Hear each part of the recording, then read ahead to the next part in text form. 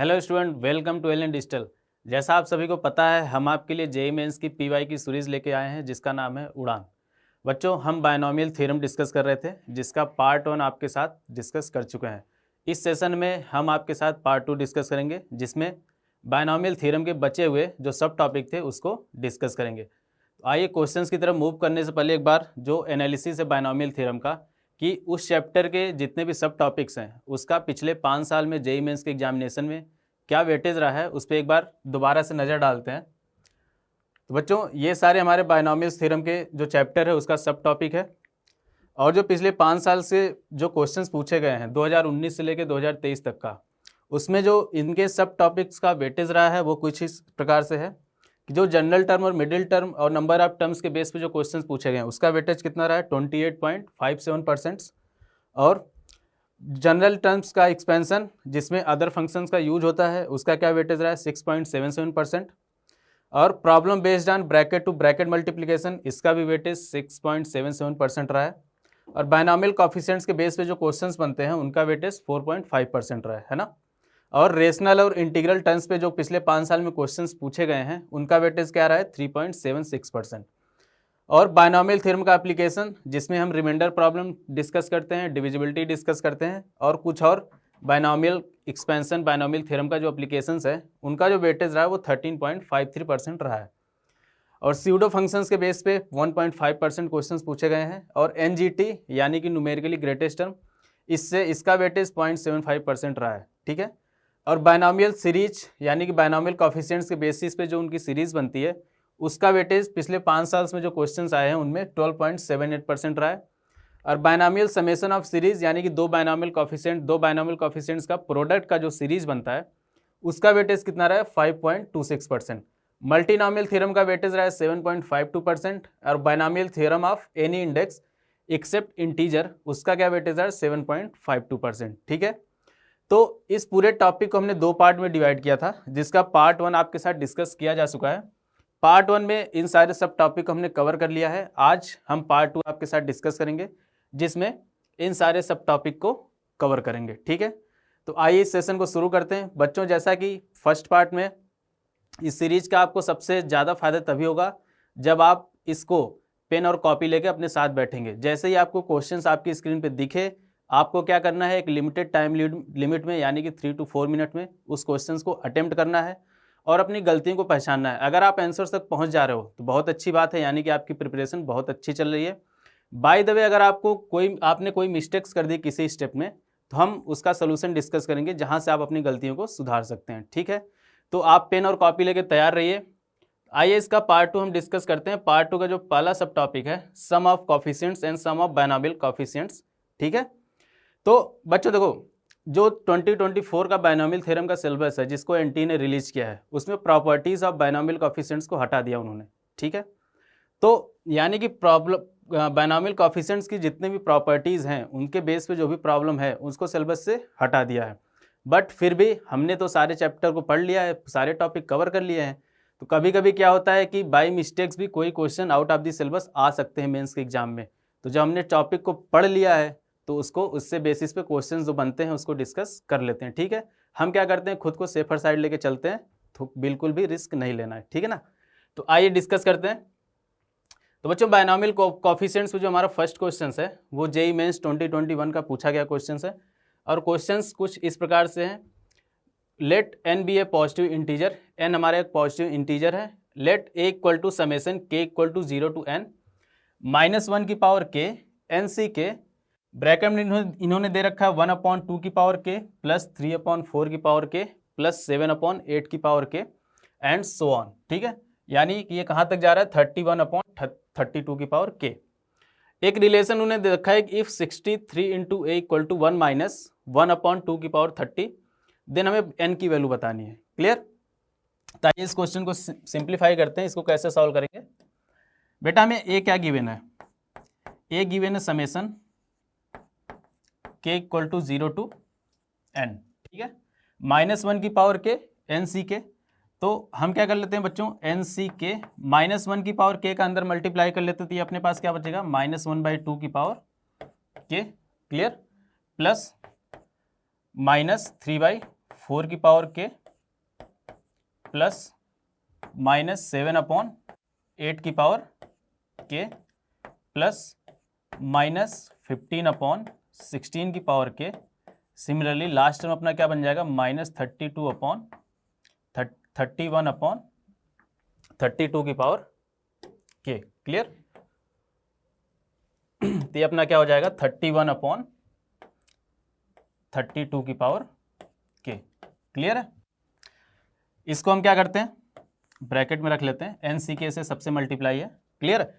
इसको हम क्या करते हैं, अगर सारे टर्म्स को अलग अलग लिखते हैं तो हम क्या लिख सकते हैं, इसको समेशन के equal to 0 to n n C के माइनस 1/2 की पावर के प्लस इसका सब में मल्टीप्लाई होगा सारे टर्म्स में। सिमिलरली हम क्या लिख सकते हैं, समेशन के equal to 0 to n n C के माइनस 3/4 की पावर के प्लस इसी तरीके से चलता रहेगा। और लास्ट टर्म क्या आएगी, समेशन के equal to 0 to n n C के माइनस 31 अपॉन 32 की पावर के। क्लियर? ठीक है ना? -1 से मल्टीप्लाई कर लिया हमने, तो इसको -1 अपॉन 2 की पावर के कर लिया। अब देखो बच्चों, ध्यान से देखो तो क्या लिखा हुआ है, एक बायनॉमियल थ्योरम 1 - 1 अपॉन 2 की पावर n का जनरल टर्म लिखा हुआ है क्या, एन सी के 1 की पावर n माइनस के और a की पावर यानी कि -1 अपॉन 2 की पावर के। सिमिलरली समेशन के equal to 0 to n n C के, अगर हमने 3/4 को क्या लिख लिया, 1 - 3/4 की पावर n, ये 1 - 3/4 की पावर n का क्या लिखा हुआ है, एक्सपेंशन का जनरल टर्म लिखा हुआ है। तो हम इसको क्या लिख सकते हैं, ये अपना क्या बन गया, 1 - 1/2 की पावर n प्लस ये क्या लिखा हुआ है, 1 - 3/4 की पावर n प्लस अगला टर्म क्या लिखा हुआ, 1 - 7 अपॉन 8 की पावर n, तो 1 - 7 अपॉन 8 की पावर n। फिर इसके अगला टर्म क्या है, 1 - 15 अपॉन 16 की पावर n, तो ये क्या लिखा हुआ, 1 - 15 अपॉन 16 की पावर n।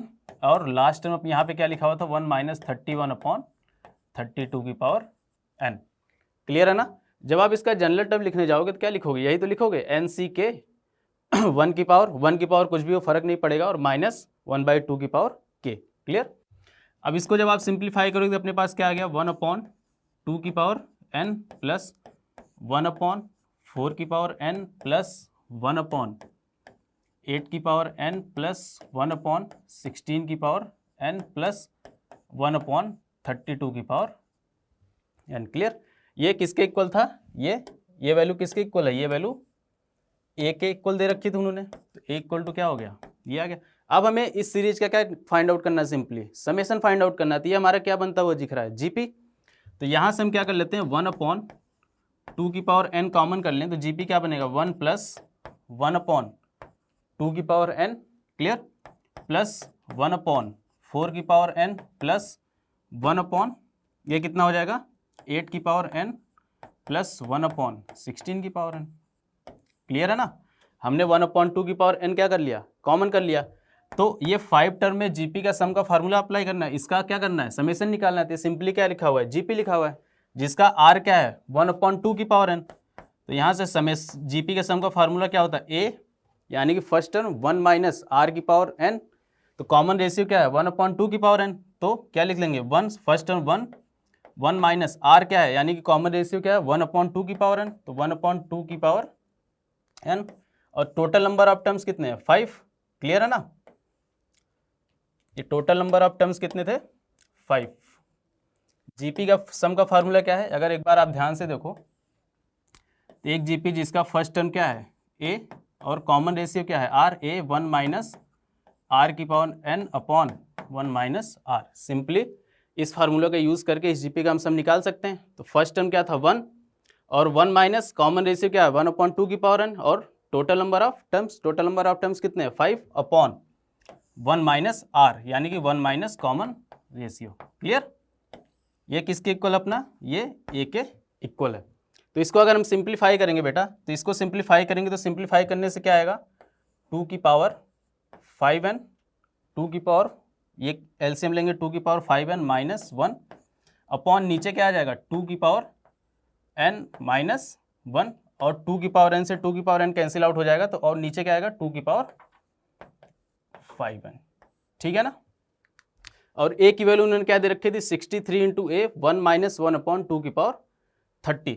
तो यहां से हम क्या लिख सकते हैं इसको 2 की पावर n माइनस 1 से क्रॉस मल्टीप्लाई कर लें, तो यहाँ पे क्या लिखा हुआ 2 की power n minus 1 into a equal to 1 minus 1 upon 2 की पावर 30, 1 माइनस 1 अपॉन 2 की पावर 30, इस फॉर्मेट का हमें क्रिएट करना है। तो अगर हम 2 की पावर 5n से मल्टीप्लाई डिवाइड कर देंगे तो अपने पास क्या आ जाएगा 1 माइनस 2 की पावर 5n, क्लियर। अब हमें सिंपली क्या करना है कंपेयर करना है, तो कंपेयर 63 इंटू ए यानी कि 2 की पावर n माइनस 1, इसकी वैल्यू क्या है 2 की पावर n माइनस 1, इसकी वैल्यू कितना दे रखा उन्होंने 63, तो 2 की पावर n की वैल्यू क्या आ गई 64, तो n की वैल्यू यहाँ से क्या मिल गई हमें 6, क्लियर।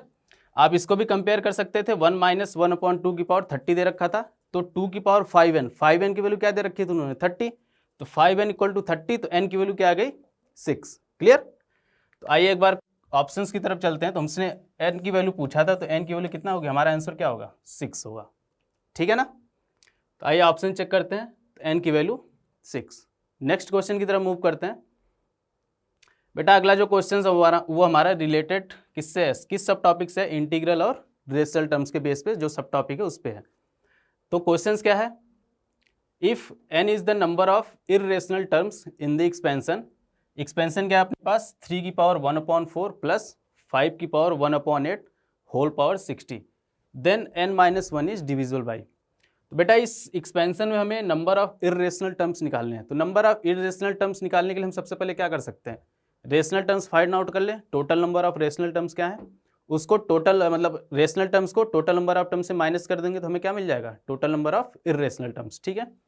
तो रेशनल टर्म्स कैसे फाइंड आउट करें sir, rational term find out करने के लिए इसका अगर हम जनरल टर्म लिखें तो जनरल टर्म हम यहाँ से क्या लिख सकते हैं T R plus 1, general term का फार्मूला क्या होता है एन सी आर, यानी कि 60 सी आर और 3 की पावर 1 अपॉन 4 उसकी पावर 60 माइनस आर, तो हम यहाँ से क्या लिख सकते हैं 3 की पावर 60 माइनस आर अपॉन 4 और 5 की पावर आर अपॉन 8, तो यहाँ से क्या हो जाएगा 5 की पावर आर अपॉन 8, क्लियर।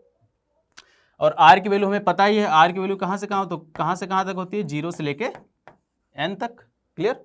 और n की वैल्यू यहाँ पे क्या है 60, तो r की वैल्यू यहाँ से कहाँ से कहाँ तक वेरी करेगी 0 से लेके 60 तक, क्लियर है ना।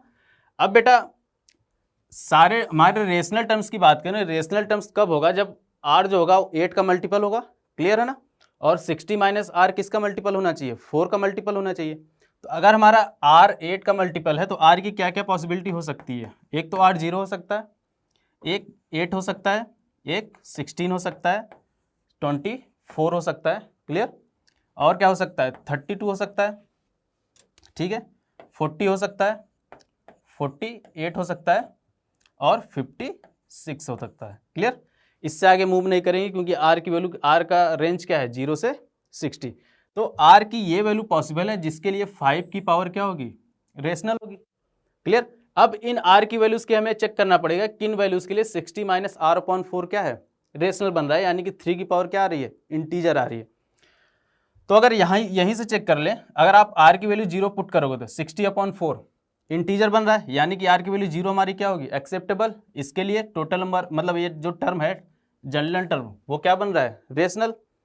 आर की वैल्यू 8 पुट करेंगे तो 60 माइनस 8 52 अपॉन 4 से डिविजिबल है, तो 3 की पावर क्या हो रही है इंटीजर रेशनल टर्म मिलेगा, यानी कि r इक्वल टू 8 भी एक्सेप्टेबल है। r की वैल्यू 16 पुट करोगे तो क्या आएगा 60 माइनस 16 कितना आएगा 44 भी क्या है 4 से डिविजिबल है, तो यानी कि r इक्वल टू 16 भी डिविजिबल है। ऐसे ही आप जब चेक करोगे तो यानी कि सारी वैल्यूज के लिए हमारी 60 माइनस आर किससे डिविजिबल है 4 से डिविजिबल है। तो अगर हम total number of rational terms की बात करें, total number of rational terms की बात करें, ठीक है ना, total number of rational terms की बात करें तो total number of rational terms कितने हो जाएंगे 1 2 3 4 5 6 7 8, total number of rational terms अपने पास कितने आ गए 8। इस एक्सपेंशन में टोटल नंबर ऑफ टर्म्स कितने हैं, इंडेक्स क्या है 60, तो टोटल नंबर ऑफ टर्म्स कितने होते हैं n+1, total number of terms कितने हो जाएंगे टोटल नंबर ऑफ टर्म्स की अगर मैं बात करूं तो टोटल नंबर ऑफ टर्म्स कितने हो जाएंगे 61। टोटल नंबर ऑफ टर्म्स हमारे पास 61 है और रेशनल टर्म्स 8 हैं, तो total number of irrational terms कितने आएंगे? Total number of irrational terms कितने आएंगे? आप बोलोगे sir total number of terms में थे रेशनल टर्म्स को माइनस कर दीजिए, तो total number of irrational terms कितने आएंगे? 61 माइनस 8 कितना आएगा? 52। क्लियर? क्वेश्चंस में क्या बोला था? Total number of irrational terms की वैल्यू क्या है? n, तो यानी कि n की वैल्यू क्या है? 50, ये 53 आएगा, है ना। Total number of irrational terms कितना आएगा? 53। तो उसने क्वेश्चंस पूछा था कि हमारा n-1 किससे डिविजिबल होगा, तो n-1 की वैल्यू क्या आएगी? n-1 की वैल्यू हमने क्या फाइंड आउट कर ली? 52। अब 52 किससे डिविजिबल होगा? 30 से डिविजिबल नहीं है, 8 से डिविजिबल नहीं है, 7 से भी डिविजिबल नहीं है, तो 52 हमारा किससे डिविजिबल होगा? 52 हमारा 26 से डिविजिबल होगा। तो कौन सा ऑप्शन करेक्ट हो जाएगा? Option A should be correct. Clear? आइए ऑप्शन चेक करते हैं, option A should be correct. तो बेटा चलिए नेक्स्ट क्वेश्चन की तरफ मूव करते हैं। बेटा जो अगला हमारा सब टॉपिक है वो problems of numerically greatest term के बेस पे है, यानी कि एनजीटी के बेस पे। तो आइए देखते हैं एनजीटी पे किस टाइप के क्वेश्चंस हमारे एग्जाम में पूछे गए हैं। बेटा 2022 में 2019 से लेकर 23 तक न्यूमेरिकली ग्रेटेस्ट टर्म पर अब तक सिर्फ एक क्वेश्चन पूछा गया है, वो जेईई मेंस 2022 में पूछा गया था। ठीक है, तो आइए देखते हैं किस टाइप का क्वेश्चन न्यूमेरिकली ग्रेटेस्ट टर्म पे पूछा गया है। तो क्वेश्चन को स्टार्ट करने से पहले एक बार एनजीटी के बारे में समझते हैं कि इसको फाइंड आउट कैसे करते हैं। सपोज जैसे हमें binomial expansion first plus second की पावर n गिवन है। क्लियर? एनजीटी फाइंड आउट करने के लिए r की रेंज क्या होती है? r less than equal to क्या होता है? n plus 1/1 plus mod first part upon second part. बेटा हम first part upon second part की वैल्यू निकालते हैं एट गिवन x, जो x की वैल्यू गिवन रहती है उस पर फर्स्ट अपॉन सेकेंड की वैल्यू फाइंड आउट कर लेते हैं। क्लियर? और इसकी लोअर लिमिट क्या होती है? n plus 1/1 plus mod first upon second minus 1। Clear? ये r की रेंज होती है एनजीटी फाइंड आउट करने के लिए। अगर राइट हैंड साइड यानी कि हमारा n प्लस 1/1 प्लस 1/2 की power 1/n+1/1 plus mod first upon second, इसकी वैल्यू इंटीजर आती है, तो हमारे दो एनजीटी पॉसिबल हैं, यानी कि दो न्यूमेरिकली ग्रेटेस्ट टर्म होते हैं। एक तो सपोज मान लो इसकी वैल्यू एक वैल्यू आ गई m, जो कि क्या है? इंटीजर है। ठीक है, तो m-1 भी इंटीजर होगा, तो r की वैल्यू क्या होगी? n-1 से m तक। तो न्यूमेरिकली ग्रेटेस्ट टर्म क्या क्या पॉसिबल होंगे? tm और tm+1। क्लियर? अगर इसकी वैल्यू इंटीजर नहीं आती है n+1/1 plus mod first upon second, इसकी वैल्यू इंटीजर नहीं आती है, सपोज इसकी वैल्यू आ गई अपने पास 4.5। क्लियर? तो r की रेंज क्या होगी? 4.5 से लेके 3.5 तक। क्लियर? r की इंटीग्रल वैल्यू इस रेंज में क्या पॉसिबल है? 4। तो सिर्फ एक ही एनजीटी पॉसिबल है, न्यूमेरिकली ग्रेटेस्ट टर्म पॉसिबल है, वो क्या होगी? r = 4 के लिए होगा, यानी कि t5 टर्म हमारा क्या होगा? न्यूमेरिकली ग्रेटेस्ट होगा। क्लियर? ये तो एनजीटी का एक बेसिक सा कॉन्सेप्ट था जिसके थ्रू हम एनजीटी के सारे क्वेश्चंस को सॉल्व कर सकते हैं। अब आइए क्वेश्चंस की तरफ मूव करते हैं। क्वेश्चंस हमसे क्या पूछा गया? लेट फॉर 9th टर्म, उसने क्वेश्चन में दे रखा है बेटा कि हमारा जो 9th टर्म है वो क्या है? न्यूमेरिकली ग्रेटेस्ट टर्म है in the binomial expansion of 3 + 6x की पावर n। क्लियर? और x की वैल्यू क्या दे रखी है उसने? 3/2। तो न्यूमेरिकली ग्रेटेस्ट टर्म को सॉल्व करने के लिए सबसे फर्स्ट पहला काम हम क्या करते हैं? n+1/1 प्लस 1/2 की वैल्यू निकालते हैं। तो आइए देखते हैं इसकी वैल्यू क्या होगी? n+1/1 plus first part upon second part की वैल्यू अगर हम फाइंड आउट करें तो इसको हम क्या लिख सकते हैं? n+1/1 plus mod first part की वैल्यू क्या है यहाँ पे? 3, और सेकेंड पार्ट की वैल्यू क्या है? 6x, और x की किस वैल्यू के लिए हमें फाइंड आउट करना है? 3/2। तो 6 × 3/2 करेंगे तो कितना आएगा? 9। क्लियर? तो इसको जब सिंप्लीफाई करेंगे तो 3/9 1/3, एलसीएम में होगा कितना आएगा? 4, और 3 कहाँ चला जाएगा? न्यूमरेटर में, 3n+1/4। क्लियर? अब बेटा उसने बोला है कि 9th टर्म हमारा क्या है? न्यूमेरिकली ग्रेटेस्ट है, तो r की वैल्यू कहाँ से कहाँ तक होगी? r की वैल्यू 8 से लेके 9 के बीच में होगी। ठीक है, r की वैल्यू 8 से 9 के बीच में होगी, तभी तो हमारा 9th टर्म क्या होगा? न्यूमेरिकली ग्रेटेस्ट होगा। तो 3 टाइम्स n+1/r की वैल्यू हमने क्या फाइंड आउट करी? 3 टाइम्स n+1/4, तो आइए इसकी वैल्यू को 8 से 9 के बीच में पुट करेंगे तो हमें क्या मिलेगा, n की रेंज मिल जाएगी 3 टाइम्स n+1/4, 9 से लेके कहाँ तक, 8 तक। क्लियर। इसको सिंप्लीफाई करेंगे, क्रॉस मल्टीप्लाई कर लेंगे तो कितना आ जाएगा 32/3 लेस देन n+1, ये कितना हो जाएगा 3 से 9 कैंसिल होगा 3, और ये कितना हो जाएगा 12 हो जाएगा। तो n की जो हमें रेंज मिली, n की रेंज क्या मिलेगी 11 से लेके 29/3। उसने क्वेश्चंस में क्या बोल रहा था कि n की जो लीस्ट वैल्यू है वो क्या है, n नॉट के इक्वल है। तो n नॉट की वैल्यू हमें क्या मिल जाएगी, यहाँ से n नॉट की वैल्यू क्या मिल जाएगी, n नॉट की वैल्यू 10 मिल जाएगी। क्लियर। तो हमारा एक्सपेंशन क्या बन गया 3 + 6x की पावर 10। एक्सपेंशन क्या बन गया अपना 3 + 6x की पावर 10। क्लियर। इसका अगर हम जनरल टर्म लिखने की कोशिश करें तो हम क्या लिख सकते हैं, TR+1 10CR 3 की पावर 10 - R इंटू 6x की पावर R, यानी कि 6 की पावर R इंटू x की पावर R। क्लियर। हमें कॉफिशिएंट्स किन दो कॉफिशिएंट्स का रेशियो दिया है, एक तो x की पावर 6 और x की पावर 3 का रेशियो पूछा गया। तो x की पावर 6 का कॉफिशिएंट्स कब आएगा, जब r की वैल्यू क्या होगी 6। क्लियर। तो कॉफिशिएंट्स ऑफ x की पावर 6 की अगर हम बात करें, कॉफिशिएंट्स ऑफ x की पावर 6, तो ये हमें क्या मिल जाएगा, r की वैल्यू क्या पुट करेंगे 6, तो 10c6, तो अपने पास क्या मिल गया ये 10c6, और 3 की पावर 10 - 6 यानी कि 3 की पावर 4, और 6 की पावर 6। क्लियर। इसको सिंप्लीफाई करना चाहे तो हम क्या लिख सकते हैं, 10c6 को 10c4 NCR = NCn - R।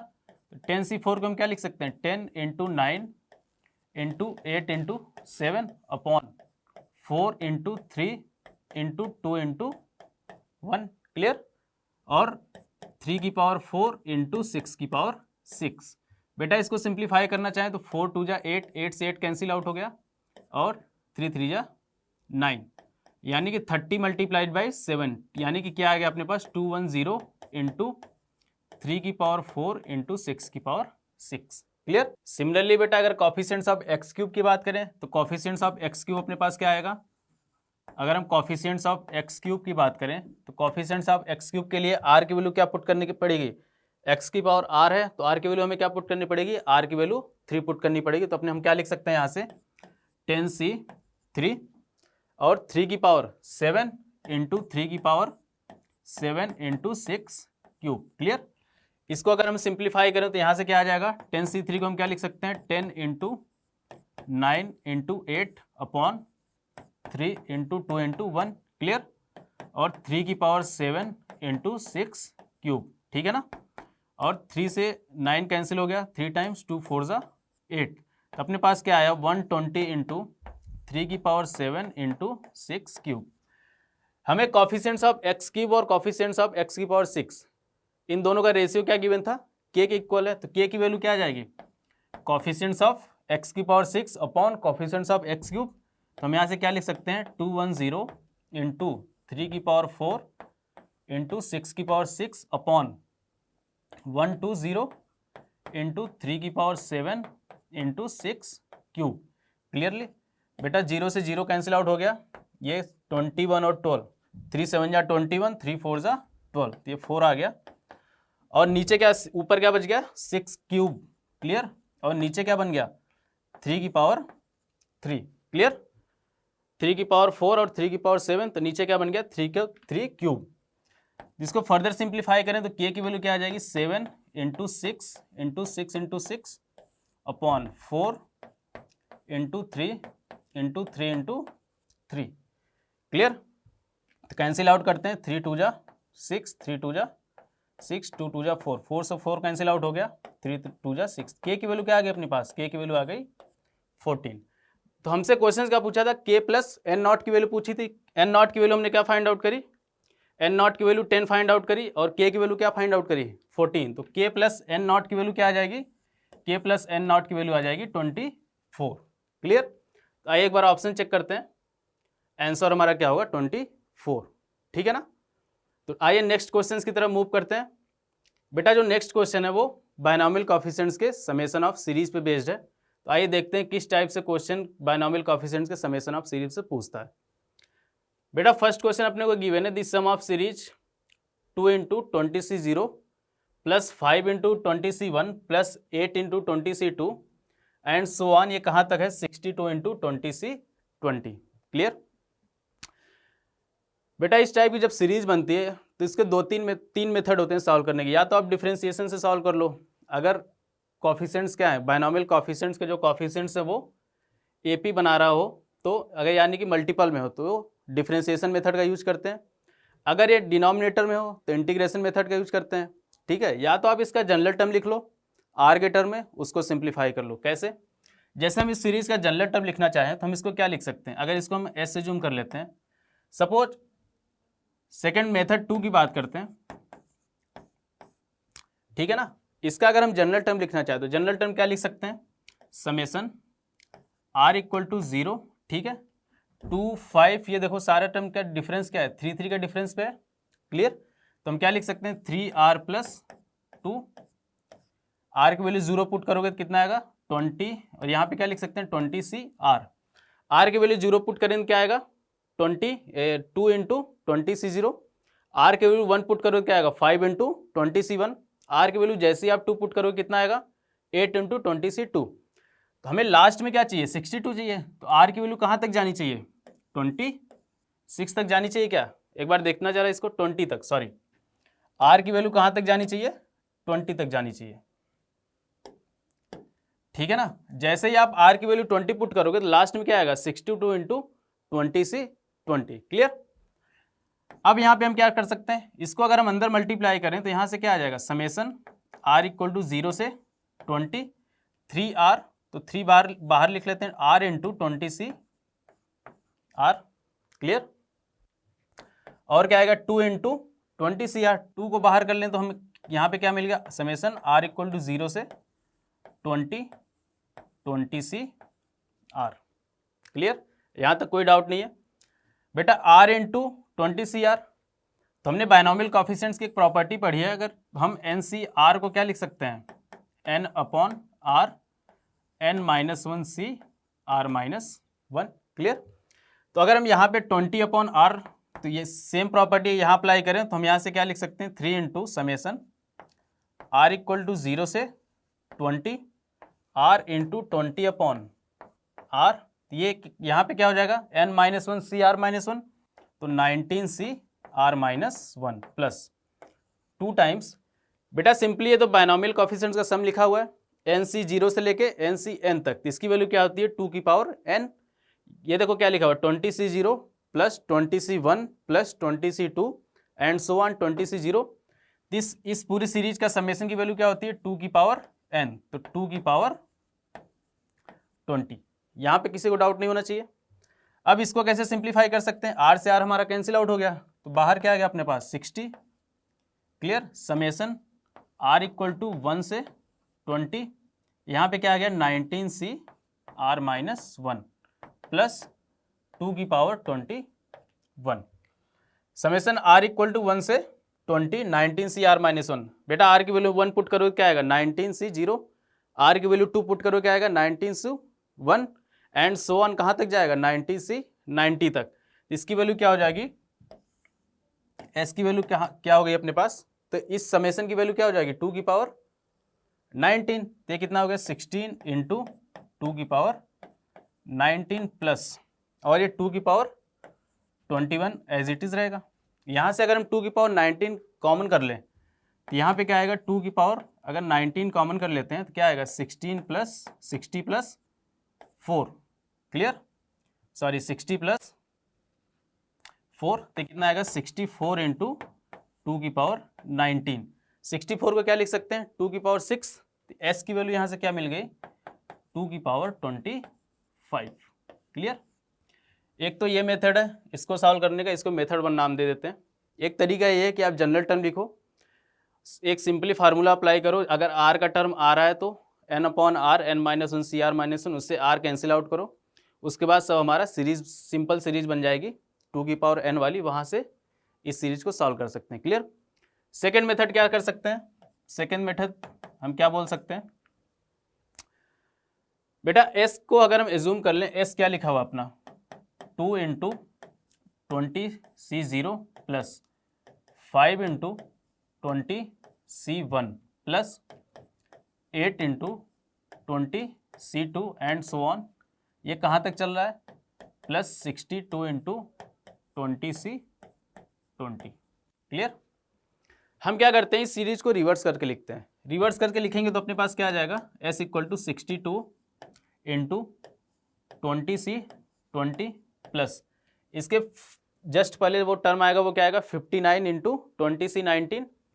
तो क्या आएगा यहाँ पे 59 into 20C19 plus and so on.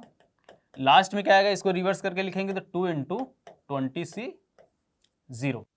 इन दोनों को हम क्या कर लेते हैं, इन दोनों को ऐड कर लेते हैं। जैसे ही आप इन दोनों को ऐड करोगे तो LHS में क्या आएगा 2s, और 20C20 को हम क्या लिख सकते हैं 20C0, NCR equal to NC n minus are.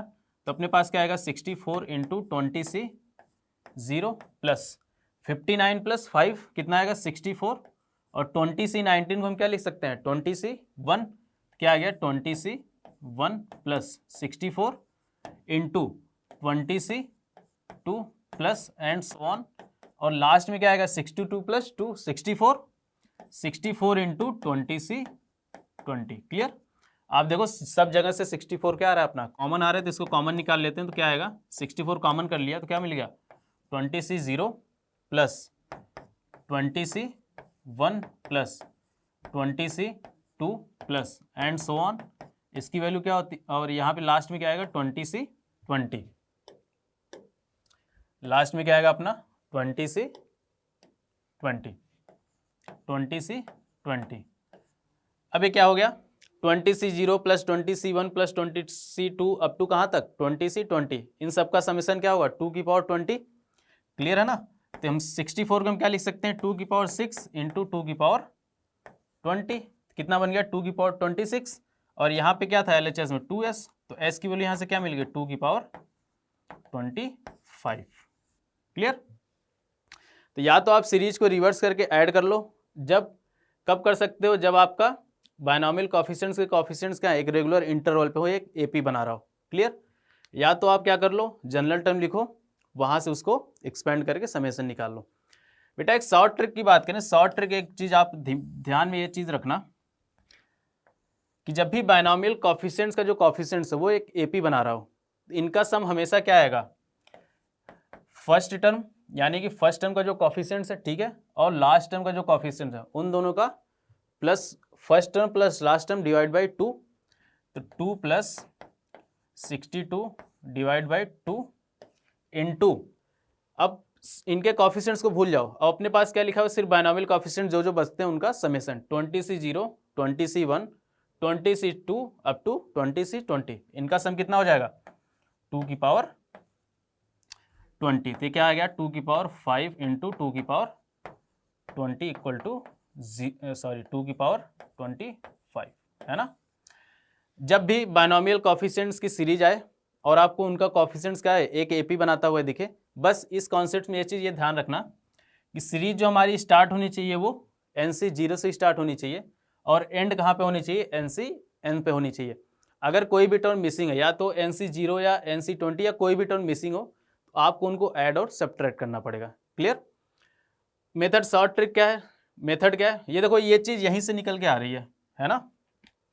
ये जो तरीका है वो यहीं से ही निकल के आ रहा है। तरीका क्या है कि NC0 का कोएफिशिएंट्स प्लस NCN का कोएफिशिएंट्स डिवाइड बाई 2, उसके बाद जितने भी बायनॉमियल कोएफिशिएंट्स हैं उनका सम। अगर प्लस है तो डिवाइड बाई 2, अगर ये प्लस माइनस होता है तो इसका सम हमेशा क्या आएगा, इस टाइप की सीरीज का सम हमेशा क्या आएगा 0 आएगा। क्लियर? देखते हैं इस बेस पे आगे क्वेश्चंस आएंगे, उसमें डिस्कस करेंगे। तो मूव करते हैं नेक्स्ट क्वेश्चंस पे। ऑप्शन की बात करें बच्चों तो ऑप्शन हमारा क्या हो जाएगा 2 की power 25 is the correct option. Next question की तरफ चलते हैं। बेटा नेक्स्ट क्वेश्चन क्या है, the value of -15C1 plus twice 15C2 minus 3 times 15C3 plus up to कहाँ तक -15 into 15C15 plus 14C1 plus, ये देखो ये अलग सीरीज है, एक 15 वाली सीरीज है 15C1 से लेके 15C15 तक, ये प्लस अल्टरनेट प्लस माइनस होती हुई जा रही है। दूसरा एक 14C1 से लेके 14C11 तक की सीरीज है। तो मैंने क्या बताया, देखो अब 15 इस सीरीज पे, सिर्फ 15 वाली सीरीज पे फोकस करें अगर अपन, तो ये 1 से स्टार्ट हो रही है 15 तक जा रही है। 15C1 से लेके 15C15 तक इनका जो कॉफिशिएंट्स है वो क्या एपी बना रहे हैं क्या? 15C1 का कॉफिशिएंट्स 1, 15C2 का कॉफिशिएंट्स 2, 15C3 का कॉफिशिएंट्स 3 और 15C15 का कॉफिशिएंट 15 का कॉफिशिएंट्स 15 एपी बना रहा है। ठीक है, बट अब टर्म यहाँ पे क्या है, 15C0 मिसिंग है, तो आप उसको ऐड भी कर लोगे कोई फर्क नहीं पड़ेगा। तो उसके पहले क्या आएगा, 0 into 15C0 minus 15C1 plus 2 into 15C2, 1 into 0 into 15C0 minus 1 into 15C1 plus 2 into 15C2 minus 3 into 15C3 plus and so on minus 15 into 15C15।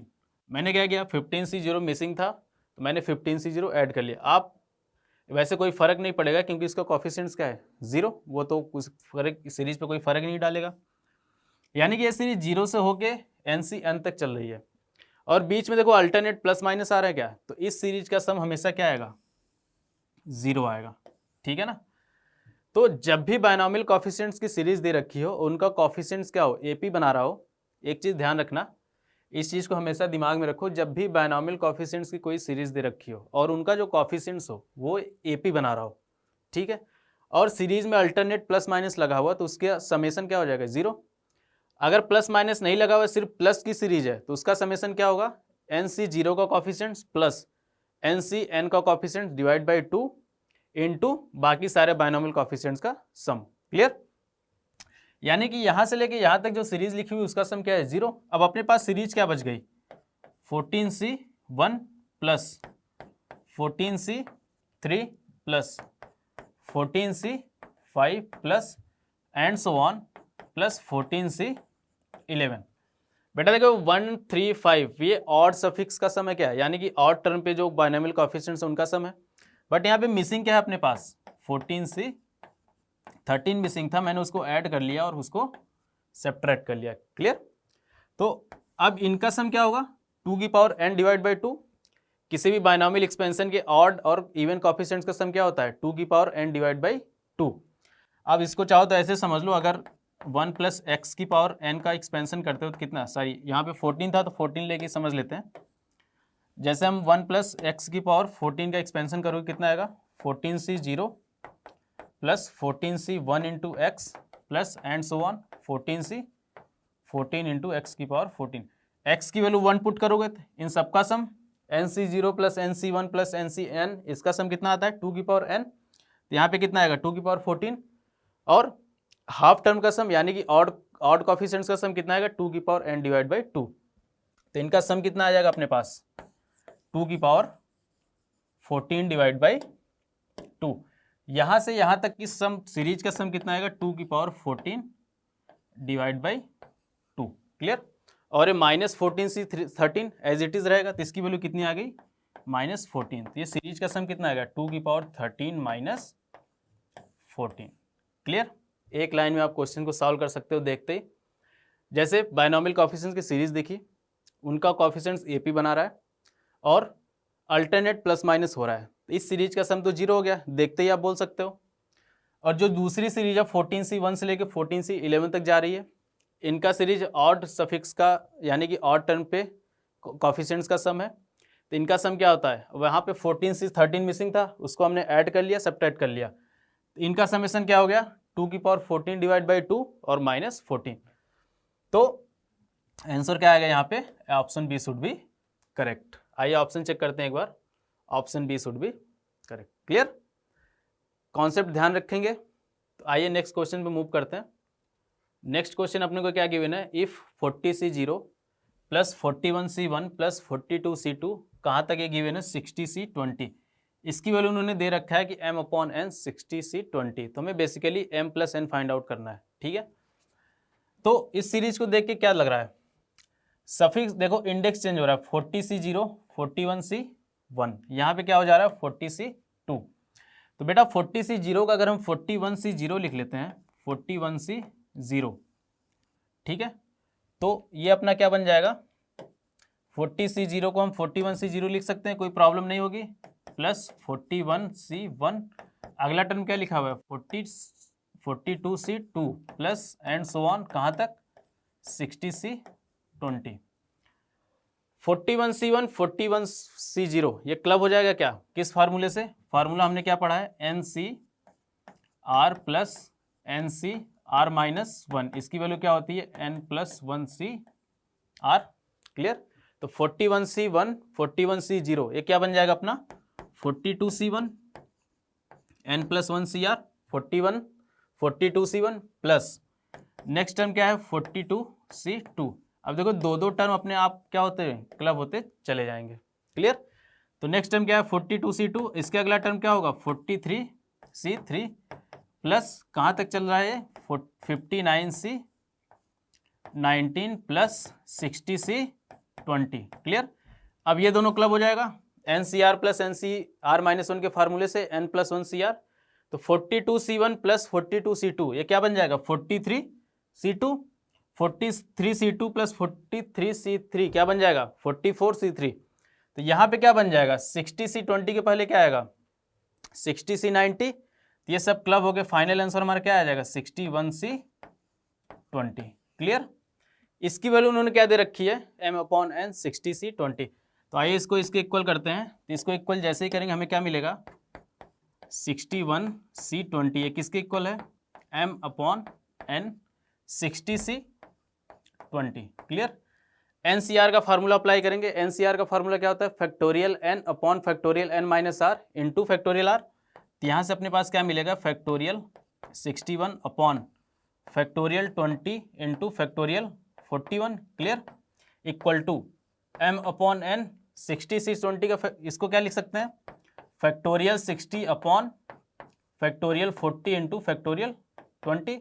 बेटा फैक्टोरियल 20 से फैक्टोरियल 20 कैंसिल आउट हो जाएगा, 61 फैक्टोरियल को क्या लिख सकते हैं 61 into 61 factorial को हम क्या लिख सकते हैं 61 इंटू 60 फैक्टोरियल, क्लियर, अपॉन नीचे क्या 41 फैक्टोरियल, 41 फैक्टोरियल क्या लिख सकते हैं 41 इंटू 40 फैक्टोरियल, क्लियर। ये किसके इक्वल है M/N 60 factorial upon 40 factorial, 60 factorial upon 40 factorial. बेटा 60 फैक्टोरियल से 60 फैक्टोरियल कैंसिल आउट हो जाएगा और फैक्टोरियल 40 से फैक्टोरियल 40 कैंसिल आउट हो जाएगा। तो M/N की फाइनली वैल्यू हमें क्या मिल गई 61/41। क्वेश्चन में हमें क्या पूछा गया था M+N की वैल्यू बतानी है, तो M+N की वैल्यू यहाँ से क्या आ जाएगी 102, क्लियर। तुम्हारा M+N की वैल्यू क्या आ जाएगी 102, ठीक है। तो आंसर हमारा क्या है 102। तो आइए नेक्स्ट क्वेश्चन की तरफ चलते हैं। बेटा नेक्स्ट क्वेश्चन में जो सीरीज गिवन है वो क्या है the value of 1/1 factorial into 50 factorial plus 1/3 factorial into 48 factorial plus 1/5 factorial into 46 factorial, clear. बेटा इस सीरीज को अगर ध्यान से देखो तो इसको अगर हम थोड़ा मॉडिफाई करके लिखना चाहो तो हम क्या लिख सकते हैं 1/1 फैक्टोरियल और 50 फैक्टोरियल को 51 - 1 फैक्टोरियल लिख सकते हैं क्या, कोई प्रॉब्लम किसी को नहीं होनी चाहिए, क्लियर। 50 फैक्टोरियल को 51 - 1 फैक्टोरियल लिख सकते हैं। 1/3 फैक्टोरियल 48 फैक्टोरियल को 51 - 3 फैक्टोरियल लिख सकते हैं, क्लियर। सिमिलरली 1/5 फैक्टोरियल और 46 फैक्टोरियल को हम क्या लिख सकते हैं 51 - 5 फैक्टोरियल, क्लियर है। एंड प्लस इसके बाद क्या है 1/ एंड सो ऑन, लास्ट में यहाँ पे क्या आ जाएगा 1/51 फैक्टोरियल 1 फैक्टोरियल 51 फैक्टोरियल और 1 फैक्टोरियल हम क्या लिख सकते हैं 51 - 51 फैक्टोरियल, क्लियर, ठीक है। और यहां से हम क्या लिख सकते हैं, ये क्या लिखा हुआ है समेसन R = 0 से 26 1/13। देखो ये सारा 8 टर्म चला 135 से कहाँ तक 51 तक, तो हम इसको क्या लिख सकते हैं 2R - 1 फैक्टोरियल लिख सकते हैं क्या 135 से लेके 51 फैक्टोरियल तक। ये हम इसको क्या लिख सकते हैं 2R - 1 फैक्टोरियल और इसको क्या लिख सकते हैं 51 minus 2r minus 1 factorial. Clear? देखो जैसे ही आप r की वैल्यू 1 पुट करो तो क्या आएगा, 1/1 फैक्टोरियल इंटू 51 माइनस 1 फैक्टोरियल यानी कि 50 फैक्टोरियल, प्लस r की वैल्यू 2 पुट करो तो अपने पास क्या आएगा, 1/3 फैक्टोरियल इंटू 51 माइनस 3 इंटू यानी कि 48 फैक्टोरियल। r की वैल्यू 26 पुट करेंगे तो अपने पास क्या आएगा, 1/51 फैक्टोरियल इंटू 1 फैक्टोरियल। क्लियर? बेटा अगर हम यहाँ पे 51 फैक्टोरियल से डिवाइड मल्टीप्लाई कर लें, ठीक है, हमने क्या किया, 51 फैक्टोरियल से डिवाइड मल्टीप्लाई कर लिया। जैसे ही 51 फैक्टोरियल से डिवाइड मल्टीप्लाई कर लिया तो 1/51 फैक्टोरियल को हमने क्या कर लिया, बाहर रख दिया। तो समेसन r इक्वल टू 0 से 26, ये क्या लिखा हुआ, 51 factorial upon 2r minus 1 factorial into 51 minus 2r minus 1 का फैक्टोरियल। क्लियर? तो बेसिकली ये क्या लिखा हुआ, factorial n upon factorial n minus r into factorial r। तो क्या लिखा हुआ, NCR। तो यहाँ से क्या लिखा हुआ, 1/51 factorial summation r equal to 0 से 26 तक 51c 2r माइनस 1 का factorial. Clear? Clear? Factorial n upon factorial n minus r into factorial r। तो जैसे ही आप r की वैल्यू 0 पुट करोगे क्या आएगा, 51c 0 फैक्टोरियल, सॉरी r की वैल्यू आप क्या पुट करोगे, 1 पुट करोगे तो क्या आएगा, 51c 1। r की वैल्यू 2 पुट करोगे क्या आएगा, 51c 3। यानी कि ये सीरीज ऑड प्लेसेस पे जो कॉफिशिएंट्स है उनका सम है। कैसे, क्या बनेगा अपने पास, 51c1 plus 51c3 plus 51c5 and so on, कहाँ तक, 51c51। तो इसका समेसन क्या होगा, 2 की पावर 51 अपॉन 2। तो समेसन इसका क्या होगा, फाइनल आंसर क्या आ जाएगा, 2 की पावर 51 अपॉन 2 और 51 फैक्टोरियल एज इट इज रहेगा। तो यहाँ से क्या आएगा, 2 की पावर 50 अपॉन 51 फैक्टोरियल। तो हमारा कौन सा ऑप्शन करेक्ट हो जाएगा, option B should be correct. Clear? तो ऑप्शन बी हमारा क्या हो जाएगा, करेक्ट हो जाएगा। जेईई मेंस 2023 का पूछा गया क्वेश्चन था। क्लियर है? तो आइए नेक्स्ट क्वेश्चन की तरफ मूव करते हैं। तो नेक्स्ट सब टॉपिक जो हमारा है, based on summation series of product of binomial coefficients, यानी कि जो दो बायनॉमियल कोएफिशिएंट्स के प्रोडक्ट की जो समेशन की सीरीज बनती है उस पर बेस्ड क्वेश्चन है। तो आइए देखते हैं किस टाइप के क्वेश्चन पूछे गए हमारे एग्जामिनेशन में।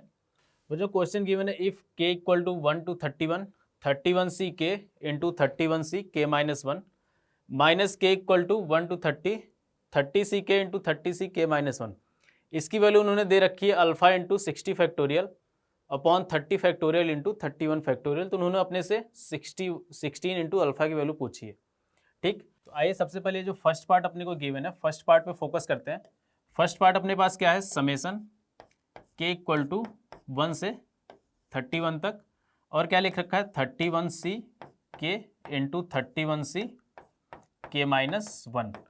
बेटा जब आप k इक्वल टू 1 पुट करोगे तो अपने पास क्या आएगा, 31c 0 into 31c 1। k equal to 1 रखने पर अपने पास क्या आ रहा है, 31c 0 31c 1।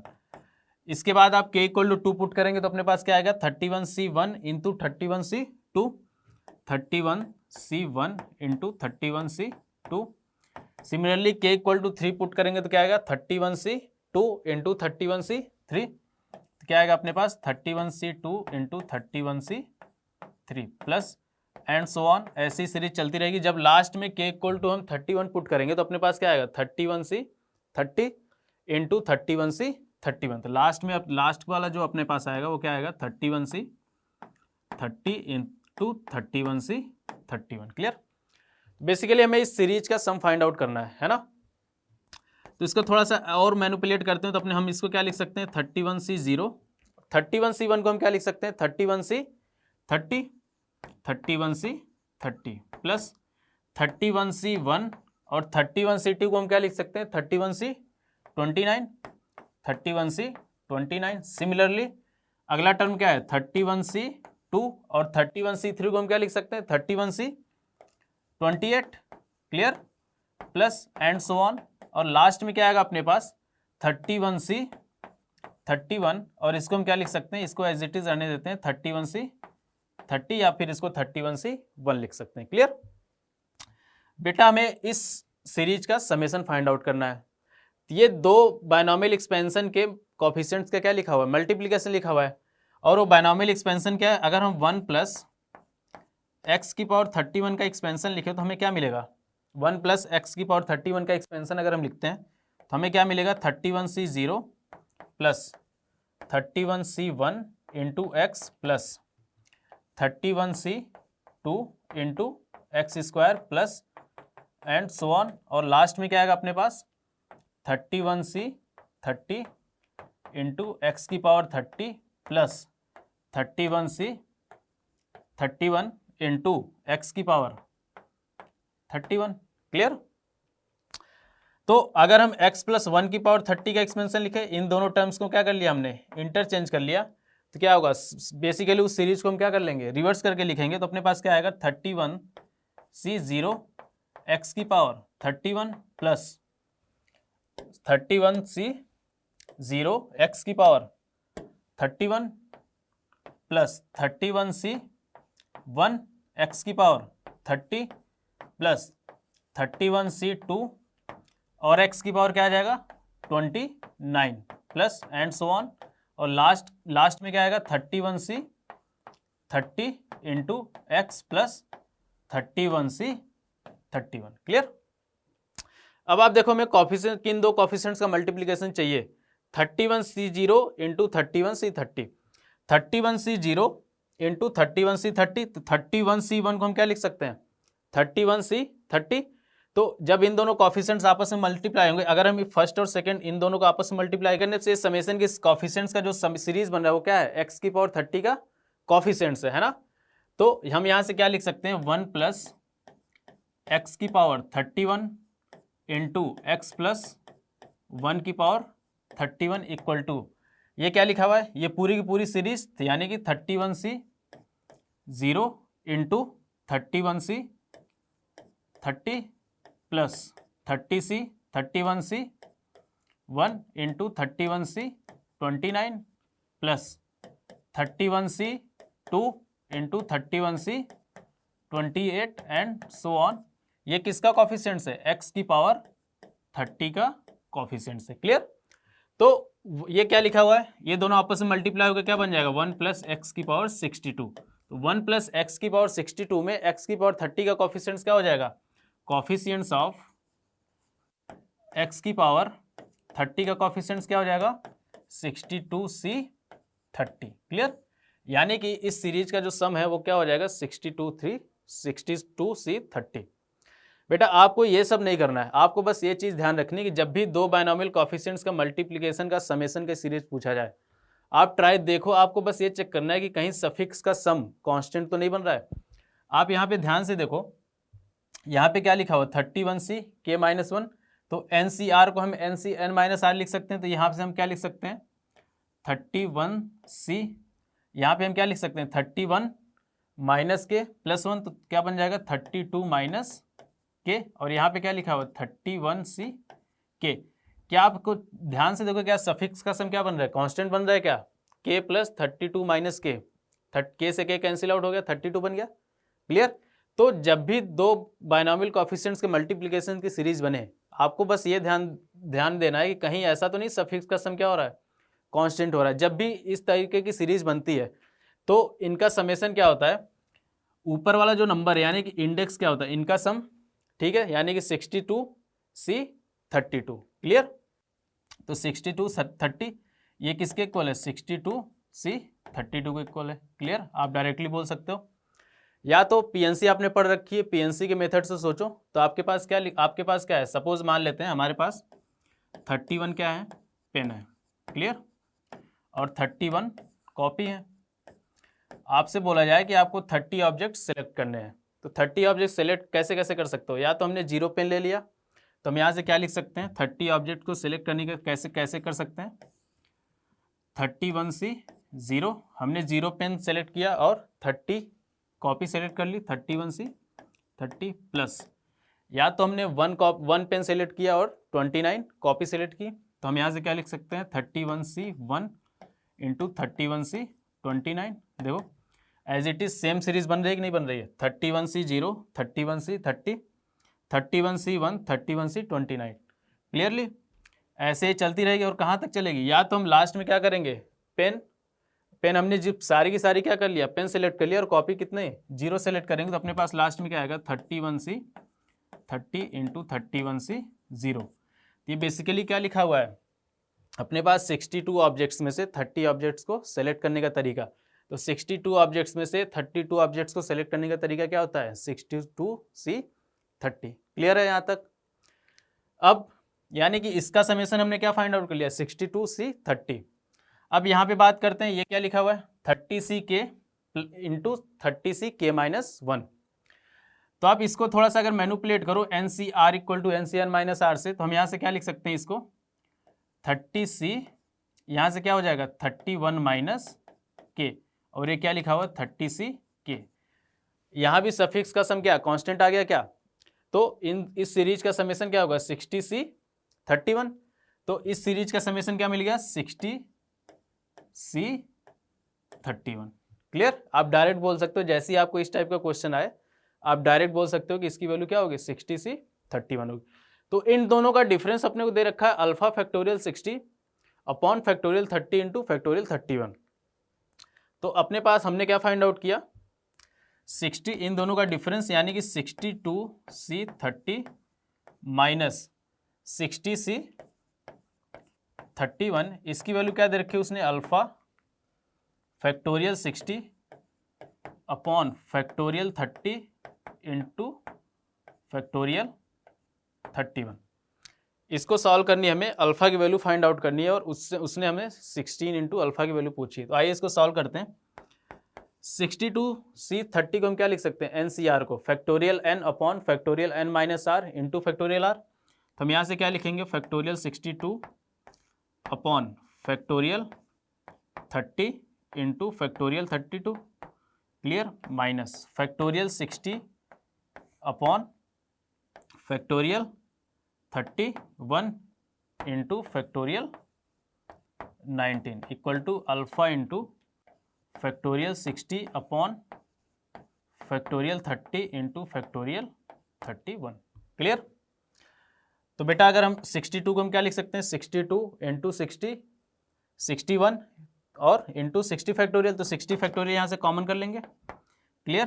तो यहाँ से क्या बच गया 62 × 61 माइनस, अब यहाँ पे क्या है 32 फैक्टोरियल, यहाँ पे क्या है 31 फैक्टोरियल। तो 32 को हम क्या लिख सकते हैं 32 × 31 फैक्टोरियल। तो 31 फैक्टोरियल हमारे यहाँ से क्या हो जाएगा कॉमन आ जाएगा, तो यहाँ क्या बचेगा 32 बचेगा। क्लियर।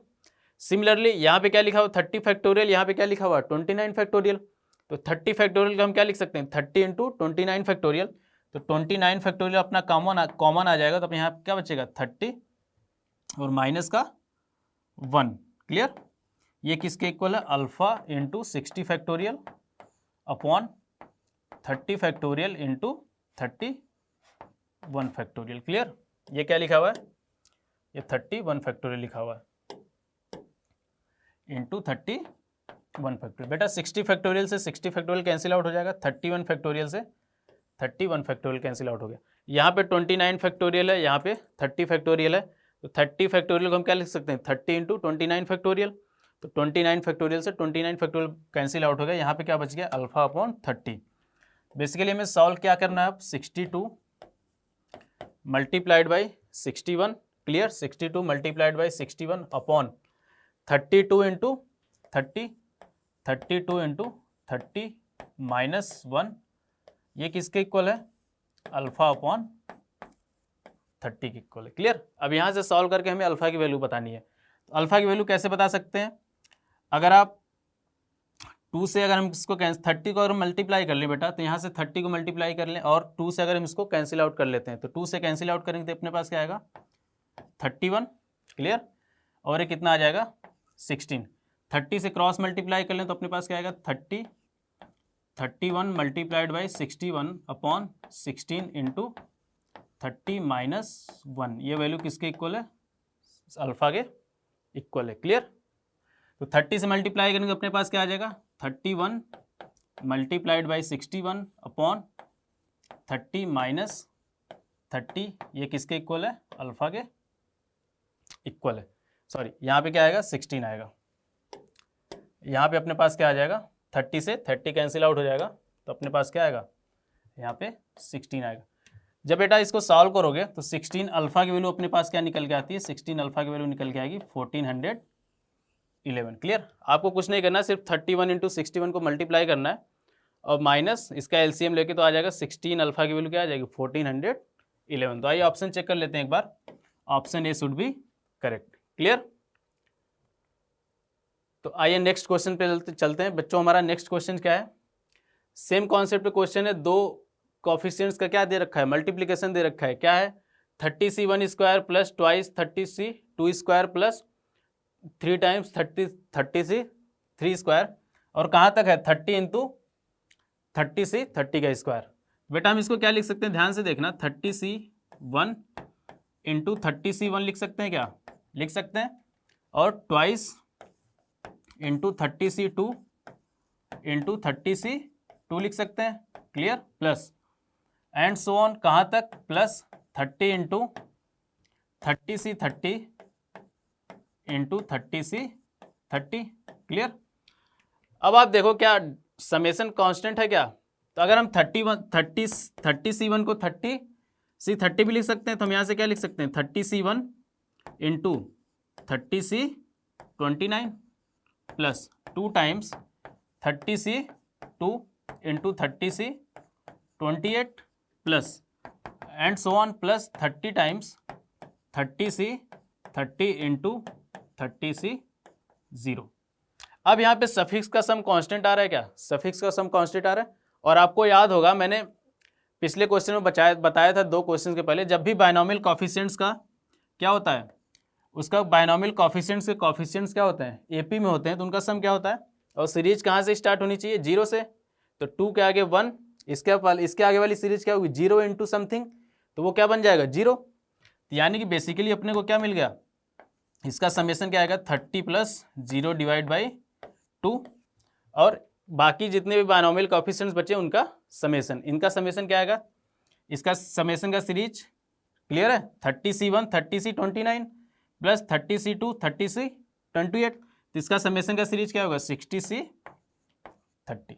क्लियर, तो 30/2 कितना आ जाएगा 15 × 60c30।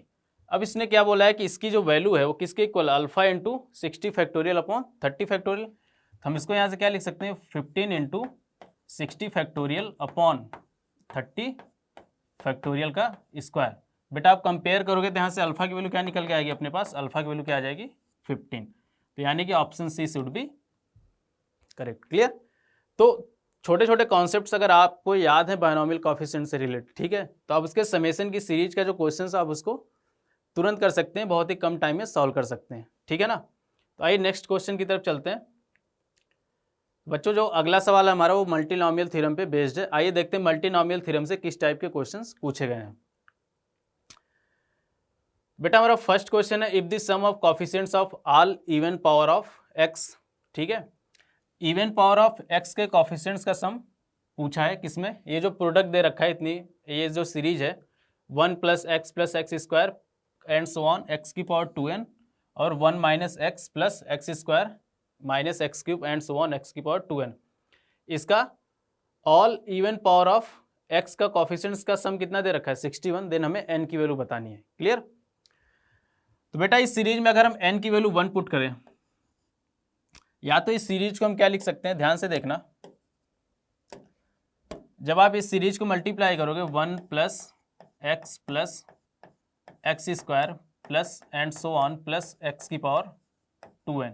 क्लियर, और इसके बाद क्या लिखा हो 1 - x + x² - x³ plus and so on plus x⁴2n।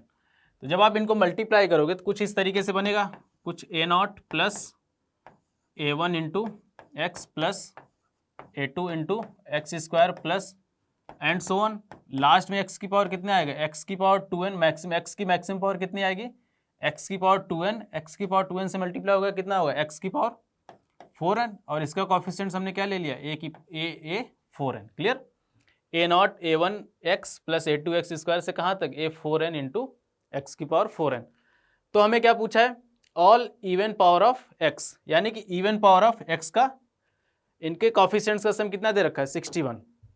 तो बेटा जब हम x की वैल्यू यहाँ 1 पुट करेंगे, पुट x इक्वल टू 1, जब आप x इक्वल टू 1 पुट करोगे तो इस सीरीज का सम कितना आ जाएगा 1 + 1 + 1 कहाँ तक 2n तक, तो इसका सीरीज क्या हो जाएगा 2n + 1। क्लियर। इस ब्रैकेट में x की वैल्यू 1 पुट करोगे तो इनका समेशन का सीरीज समेशन कितना आ जाएगा 2n + 1। और यहाँ पे देखो जब आप x की वैल्यू 1 पुट करोगे तो 1 - 1 0, 1 - 1 0, ये क्लब होते हुए कैंसिल आउट होता जाएगा और सिर्फ क्या बचेगा 1 बचेगा, 3 × 1।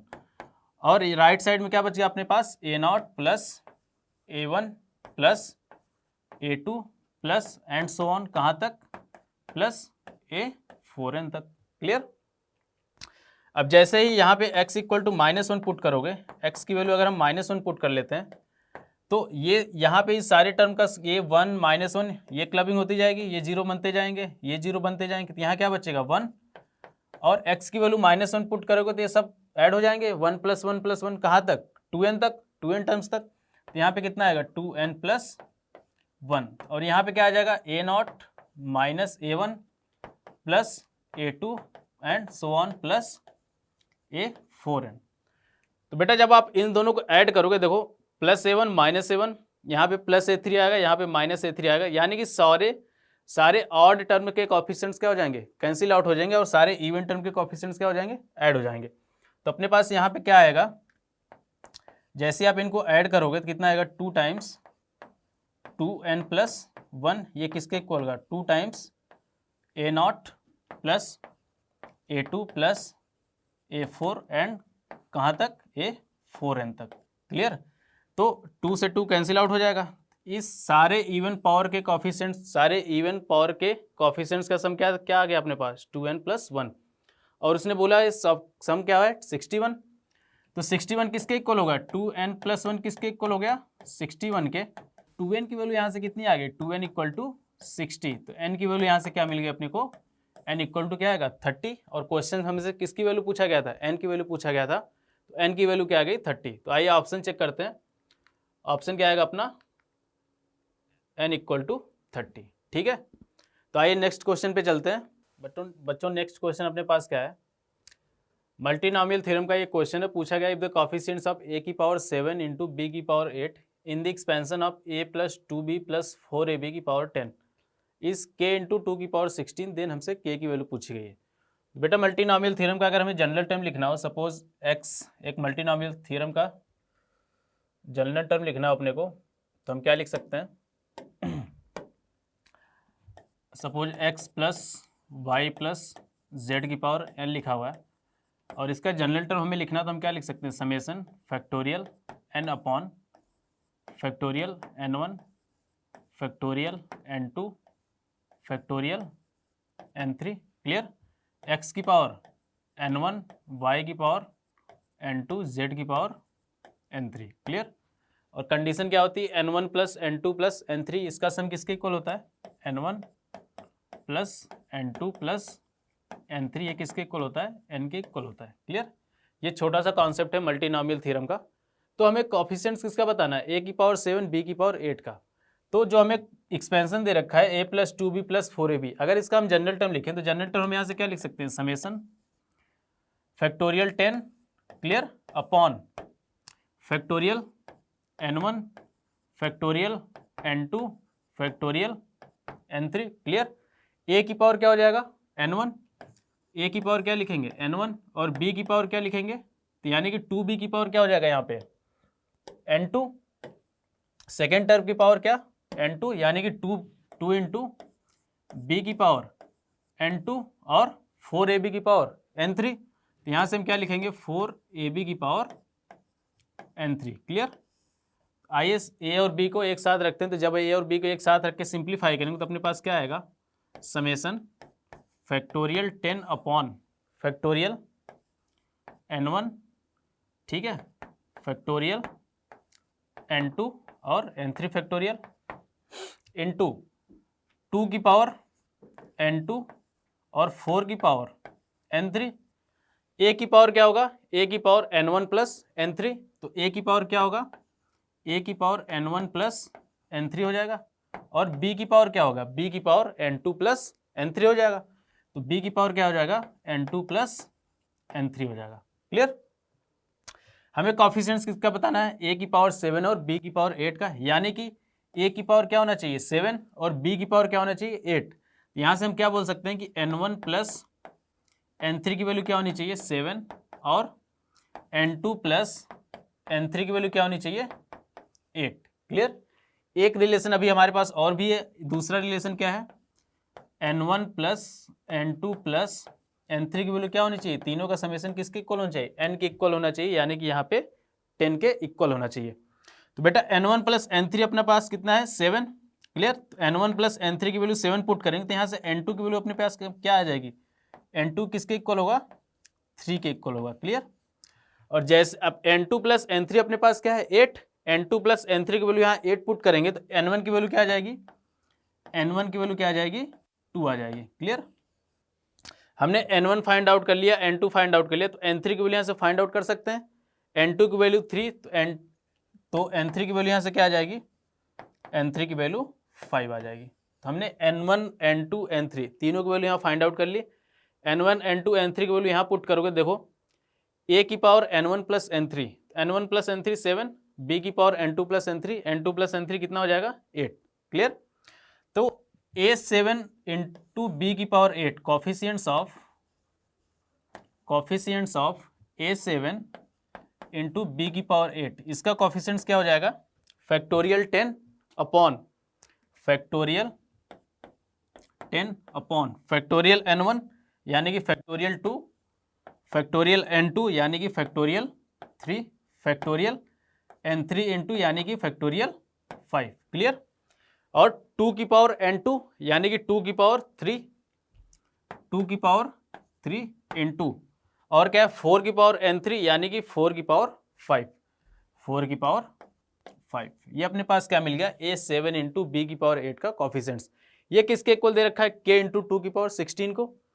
इसको अगर बेटा थोड़ा सा अगर हम सिंप्लीफाई करें तो हम यहाँ से क्या लिख सकते हैं, फैक्टोरियल 10 को हम क्या लिख सकते हैं, 10 into 9 into 8 into 7 into 6 into 5 factorial. 5 factorial से 5 फैक्टोरियल हमारा कैंसिल आउट हो जाएगा, तो नीचे अपने पास क्या बचेगा 2 इंटू 3 फैक्टोरियल, 3 फैक्टोरियल यानी कि 2 इंटू 3। और यहाँ पे क्या बन गया 2 की पावर 3, 4 के क्या लिख सकते हैं 2 स्क्वायर, तो ये क्या बन जाएगा अपने पास 2 की पावर 10। तो फाइनली क्या बन गया 2 की पावर 13। क्लियर। ठीक है यहाँ तक बेटा। यहाँ पे 2 2 जा 4, 4 2 जा 8, ये 2 से 2 टाइम्स कैंसिल आउट हो गया और ये 3 टाइम्स कैंसिल आउट हो गया, तो अपने पास क्या बन गया 30 इंटू 2। इसको सिंप्लीफाई करोगे तो अपने पास क्या बनेगा, 2 को उसके साथ रख लेते हैं तो क्या बनेगा 10 इंटू 3, अपने पास क्या बचा 10 into 3 into 2 into 7, clear, into 6, और सबका मल्टीप्लाई क्या है 2 की पावर 13। अब हमें क्या चाहिए, k की वैल्यू चाहिए इंटू 2 की पावर 16 बनाना है। तो बेटा यहाँ से क्या मिल जाएगा, एक 2 यहाँ से मिलेगा, एक 2 यहाँ से मिलेगा, एक 2 यहाँ से मिलेगा, तो 2 की पावर 3, तो 2 की पावर 16 बन गया। तो देखो हम यहाँ से क्या लिखते, यहाँ से 2 लेंगे तो क्या बचेगा अपने पास 5 इंटू 3, एक 2 यहाँ से चला गया इंटू 7, यहाँ पे क्या बचेगा 3, और ये क्या बन गया अपना 2 की पावर 16। इसको मल्टीप्लाई करेंगे तो अपने पास क्या बनेगा 5 इंटू 3 मल्टीप्लाइड बाई 7, 15 इंटू 21 2 की पावर 16। इसको मल्टीप्लाई करोगे तो अपने पास आएगा 315 इंटू 2 की पावर 16, यानी कि k की वैल्यू क्या आ जाएगी, k इक्वल टू क्या आ जाएगा 315। क्लियर। आइए ऑप्शन चेक कर लेते हैं एक बार। ऑप्शन क्या है, k इक्वल टू 315। क्लियर। तो आइए नेक्स्ट क्वेश्चन की तरफ मूव करते हैं। बच्चों हमारा नेक्स्ट क्वेश्चन क्या है, the constant term in the expansion of 2x plus 1 upon x की पावर 7 प्लस 3x स्क्वायर की पावर 5। ये जो मल्टीनोमियल एक्सपेंशन दे रखा है इसमें हमें कांस्टेंट टर्म बताना है। तो आइए एक बार इसका जनरल टर्म लिखते हैं। तो जनरल टर्म क्या लिखेंगे, समेशन फैक्टोरियल n यानी कि factorial 5 upon factorial n1 factorial n2 factorial n3। Clear. और 2x की पावर n1, तो हम यहाँ से क्या लिखेंगे 2x की पावर n1 इंटू 1/x⁴ की पावर n2, तो 1/x⁴ की पावर n2 इंटू 3x² की पावर n3। क्लियर। x की जितनी भी टर्म है उसको एक साथ रखते हैं तो अपने पास क्या आएगा, summation factorial 5/n1 factorial n2 और फैक्टोरियल n3। यहाँ से क्या आ रहा है, x की पावर n1, यहाँ से क्या आ रहा है x की पावर -7n2, यहाँ से क्या आ रहा है x की पावर 2n3। तो x की पावर फाइनली क्या आ गया, n1 - 7n2 प्लस 2n3, और अपने पास क्या बच गया, 2 की पावर n1 इंटू 3 की पावर n3। क्लियर। हमसे क्या पूछा गया, इस एक्सपेंशन में कांस्टेंट टर्म बताना है। कांस्टेंट टर्म कब आएगा, जब x की पावर क्या होगी 0। तो x की पावर 0 का मतलब यहां से हम क्या बोल सकते हैं, n1 - 7n2 प्लस 2n3, ये किसके इक्वल होगा, 0 के इक्वल होना चाहिए। तो बेटा हम यहां से क्या बोल सकते हैं फाइनली कि n1 प्लस 2n3 की वैल्यू किसके इक्वल होगी, 7n2 के इक्वल होगी। एक रिलेशन हमारे पास और भी है कि n1 plus n2 plus n3 का, इस तीनों का सम किसके इक्वल होता है, 5 के इक्वल होता है। तो यहाँ से हम क्या बोल सकते हैं, n1 plus n2 plus n3 एक वैल्यू किसके इक्वल होगी, 5 के इक्वल होगी। बेटा अपने पास 3 वेरिएबल है और 2 इक्वेशन है, तो 3 वेरिएबल 2 इक्वेशन को सॉल्व करना है तो गेस वर्क लगाना पड़ेगा।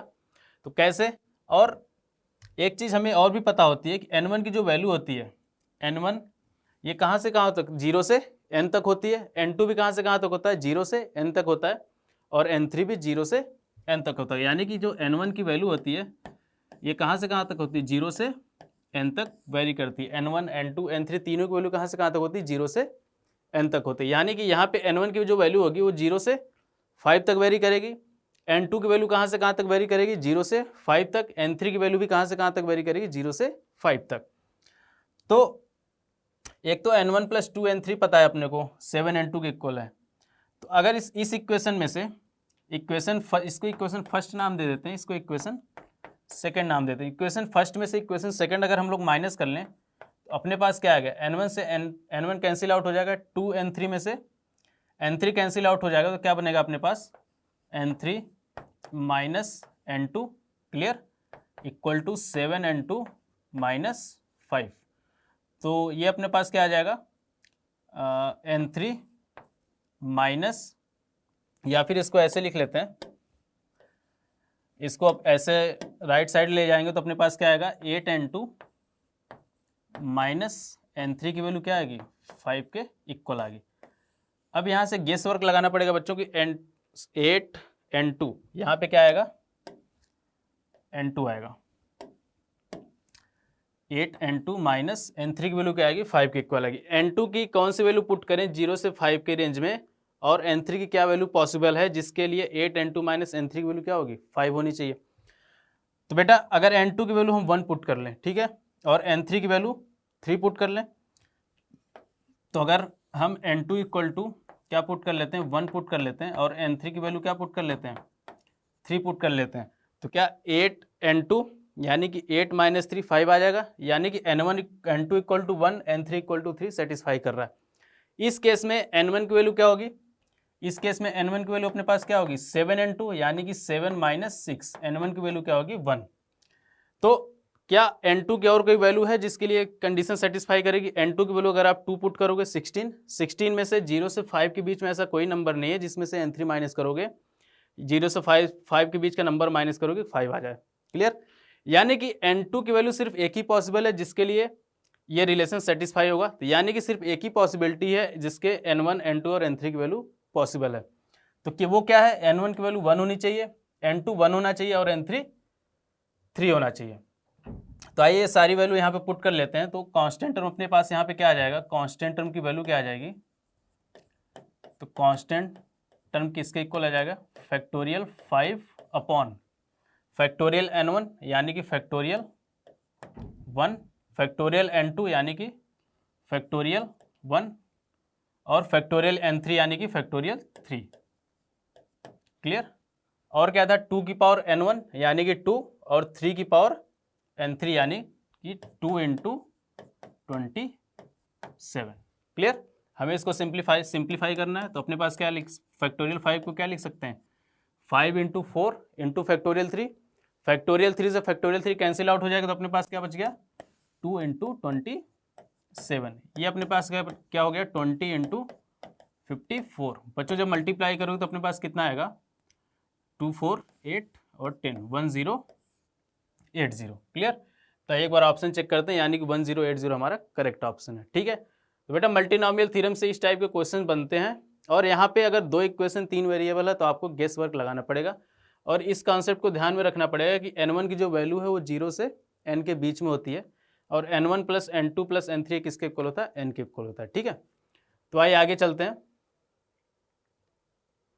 बच्चों। जो अगला जो हमारा सब टॉपिक और अगला और लास्ट जो सब टॉपिक आता है वो क्या है, problem based on binomial theorem of any index. तो आइए देखते हैं इस सब टॉपिक से किस टाइप के क्वेश्चंस पूछे गए हैं। बेटा फर्स्ट क्वेश्चन जेईई मेंस 2021 में आया था, ये क्या था अपने पास क्वेश्चंस का पूछा था अपने को, if the coefficients of x की power 7 in the expansion of x square plus 1 upon bx की पावर 11। तो अगर इस टर्म की इस एक्सपेंशन की बात करें, इस एक्सपेंशन का अगर हम जनरल टर्म लिखना चाहते हैं, यहाँ से जनरल टर्म क्या लिख सकते हैं, टी आर प्लस 1, ये किसके इक्वल होगा 11c आर एक्स स्क्वायर की पावर 11 माइनस आर, यानी कि क्या हो जाएगा x की power 22 minus 2r into 1 upon B x की पावर आर, तो यानी कि 1 अपॉन बी की पावर आर और x की पावर माइनस आर। तो x की जितने भी टर्म्स हैं उसको अगर हम कंबाइन करें तो क्या लिख सकते हैं 11c आर एक्स की power 22 minus 3r into 1 upon B की पावर आर। हमें कोएफिशिएंट्स किसका फाइंड आउट करना है, x की पावर 7 का, यानी कि x की जो पावर है वो किसके इक्वल होगी 7 के। तो हम यहाँ से क्या बोल सकते हैं 22 माइनस 3r, ये किसके इक्वल होगा 7 के। इसको जब आप सॉल्व करोगे तो r की वैल्यू क्या आएगी, r इक्वल टू 5 आ जाएगा। क्लियर। तो हम क्या बोल सकते हैं कोएफिशिएंट्स ऑफ x की पावर 7 क्या मिल गया अपने को यहाँ से 11c, r की वैल्यू क्या थी 5, 11c 5 1 अपॉन b की पावर 5। क्लियर, यानी कि x की पावर 7 का कोएफिशिएंट्स हमने इसमें इस एक्सपेंशन से फाइंड आउट कर लिया। तो नेक्स्ट टारगेट क्या है अपना, x की पावर माइनस 7 का कोएफिशिएंट्स फाइंड आउट करना है, किसमें x minus 1 upon B x square की पावर 11 के एक्सपेंशन में। तो एक्सपेंशन क्या है अपना x minus 1 upon B x square की पावर 11। बेटा अगर हम इसका जनरल टर्म लिखे तो यहाँ से हम क्या लिख सकते हैं T R plus 1 equal to 11c R x की पावर 11 माइनस आर और माइनस 1 अपॉन बी की पावर आर इंटू एक्स की power minus 2r। Clear, x की पावर को अगर हम क्लब करें तो क्या लिख सकते हैं 11c आर एक्स की power 11 minus 3r into minus 1 upon B की पावर r। हमें किसका कोएफिशिएंट्स बताना था, x की पावर माइनस 7 का, यानी कि 11 माइनस 3r किसके इक्वल होगा माइनस 7 के। तो यहाँ से r की वैल्यू क्या आ जाएगी, r की वैल्यू आ जाएगी अपने पास 6। तो कोएफिशिएंट्स ऑफ x की पावर माइनस 7 यहाँ से क्या मिलेगा अपने को, कोएफिशिएंट्स ऑफ x की पावर माइनस 7 क्या मिल जाएगा 11c 6 और 1 अपॉन b की पावर 6। क्वेश्चन में क्या बोला था, कोएफिशिएंट्स ऑफ x की पावर 7 और कोएफिशिएंट्स ऑफ x की पावर माइनस 7 ये दोनों क्या है इक्वल है, तो हमें b की वैल्यू बतानी है। तो आइए इन दोनों को इक्वल करते हैं, तो इक्वल करेंगे तो अपने पास क्या आ जाएगा 11c 5 1 अपॉन b की पावर क्या था 5, ये किसके इक्वल होगा 11c 6 और 1 अपॉन b की पावर 6। बेटा क्वेश्चन में उसने दिया है कि b 0 के इक्वल नहीं है, तो यानी कि b से b हम कैंसिल आउट कर सकते हैं। तो जब b से b कैंसिल आउट करेंगे तो हम यहाँ से क्या मिलेगा अपने को b इक्वल टू क्या आ जाएगा 11c 6 अपॉन 11c 5। क्लियर, इसका फार्मूला क्या होता है, इसका फार्मूला अगर आपको याद हो तो क्या लिखते हैं NCR अपॉन NCR माइनस 1 का फार्मूला क्या होता है n minus r minus 1 upon r। Clear, similarly यहाँ से क्या लिख सकते हैं 11CR अपॉन 11C5 को हम क्या लिख सकते हैं 11 माइनस 5 अपॉन 6। तो यहाँ से b की वैल्यू अपने को क्या मिल गई, b इक्वल टू क्या आएगा 1। तो आइए ऑप्शन चेक करते हैं, ऑप्शन में b इक्वल टू 1 है क्या, तो यानी कि ऑप्शन सी हमारा क्या होगा, option C should be correct. ठीक है, तो बेटा नेक्स्ट क्वेश्चन पे चलते हैं। नेक्स्ट क्वेश्चन क्या है अपने पास, let alpha greater than 0 be the smallest number such that the expansion of x की power 2 upon 3 plus 2 upon x cube की power 30 has a term beta into x की पावर माइनस अल्फा। ठीक है, तो अगर हम इस टर्म का एक्सपेंशन का जनरल टर्म लिखना चाहें तो टी आर प्लस 1 यहाँ से हम क्या लिख सकते हैं 30c आर इंटू एक्स की power 2/3 whole power 30 minus R, clear, और 2 की पावर आर इंटू एक्स की पावर -3r, ठीक है। तो अगर अब इसको सिंप्लीफाई करते हैं तो यहाँ से हम क्या लिख सकते हैं, 30cr 2 की पावर r और x की पावर क्या हो जाएगा 60 minus 2r upon 3 minus 3r। तो फर्दर सिंप्लीफाई करेंगे तो अपने पास क्या आएगा 30cr 2 की पावर r इंटू एक्स की पावर 60 माइनस 11r अपॉन 3। बेटा क्वेश्चन में दे रखा है कि अपने को अल्फा क्या है, पॉजिटिव है, और ये एक्सपेंशन में एक टर्म ऐसी आ रही जो x की पावर माइनस अल्फा है, यानी कि निगेटिव आ रही। तो ऐसी टर्म बनने के लिए हमें 60 माइनस 11r अपॉन 3 को क्या होना पड़ेगा, लेस देन 0, क्लियर। तो जब ये लेस देन होगा, इस इनइक्वालिटी को सॉल्व करें तो हम यहाँ से क्या बोल सकते हैं, 11r अपना किससे बड़ा होना चाहिए, 60 से। तो यानी कि r की वैल्यू किससे बड़ा होना चाहिए, 60 अपॉन 11 से। तो 60 अपॉन 11 की अप्रॉक्स वैल्यू कितना होगा, 5 पॉइंट समथिंग। तो lowest integral value of r क्या मिलेगी, r इक्वल टू 6, ठीक है। तो r इक्वल टू 6 की वैल्यू जब यहाँ पे पुट करेंगे तो हमें बीटा इंटू एक्स की पावर माइनस अल्फा आएगा। तो हमें अल्फा ही पूछा था, तो एक बार इसको सॉल्व करते हैं। सॉल्व करने की जरूरत भी नहीं, चाहो तो आप सॉल्व कर लो, या तो इसको सॉल्व कर लो। तो r की वैल्यू 6 पुट करोगे तो t7th टर्म आएगा इस फॉर्मेट का। तो यहाँ से हम क्या लिख सकते हैं, 30c6, ठीक है, और 2 की पावर 6 इंटू यहाँ पे क्या था, x की पावर -2r, x की power 60 minus 11r upon 3। Alpha की वैल्यू, r की वैल्यू जैसे आप 6 पुट करोगे यहाँ से क्या आएगा, 11 into 6 66 minus 60 minus 66 minus 6 upon 3। तो यहाँ से क्या आ जाएगा, x की पावर -2। आप इसको कंपेयर करोगे तो अल्फा की वैल्यू यहाँ से क्या मिल जाएगी, अल्फा की वैल्यू क्या आ जाएगी, -2, क्लियर। आइए एक बार इसका ऑप्शन चेक करते हैं। तो अल्फा की वैल्यू क्या आ जाएगी, बीटा इंटू एक्स की पावर माइनस अल्फा। तो अल्फा कंपेयर करोगे तो ये -2 आएगा, और अल्फा की वैल्यू क्या आ जाएगी, 2 आ जाएगी, क्लियर। तो बेटा इसी के साथ हम बायनोमियल थ्योरम का ये सेशन एंड करते हैं। तो आप लोग मेहनत के साथ पढ़ाई करते रहिए पूरे लगन के साथ। All the best, thank you.